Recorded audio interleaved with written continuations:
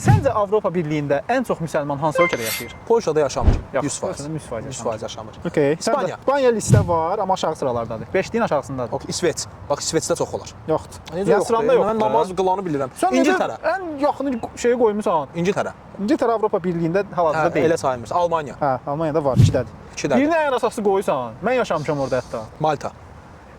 Xəstəlimlə qalmışam. Abala Fransada bir dənə küçə var, ancaq hələ hava ləts atırlar orada. Ha, Fransa, okey. Hə. Fransa birinci yerdə.